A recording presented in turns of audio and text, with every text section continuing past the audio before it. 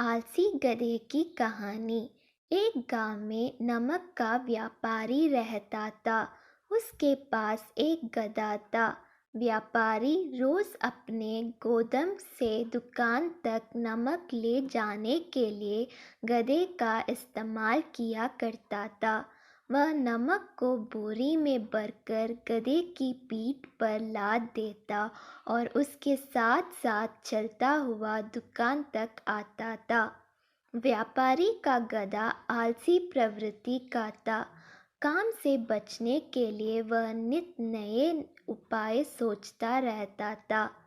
गोदाम से दुकान तक के रास्ते में एक नदी पड़ती थी, जिस पर एक छोटा पुल बना हुआ है। एक दिन नदी पर बने पुल पर चलते समय अचानक गधे का पैर फिसला और वह नदी में जा गिरा। नदी के पानी से नमक की बोरी भीग गई। जब तक व्यापारी ने गधे को पानी से निकला, तब तक बोरी में भरा बहुत सारे नमक घुल चुका था। गधा जब चलने लगा तो उसे बोरी का भार बहुत कम महसूस हुआ और वह खुश हो गया। उसने सोचा कि अपने ऊपर लदा बोझ हल्का करने का ये बहुत बढ़िया तरीका है। अगले दिन वह जानबूझकर नदी में गिर पड़ा। नमक पानी में घुल जाने से बोरी का वजन फिर कम हो गया। उसके बाद से वह हर रोज ऐसा ही करने लगा।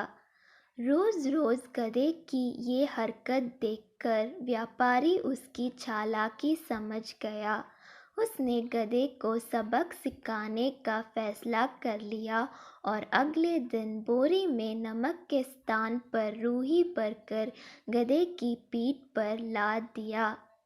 रूही हल्की थी।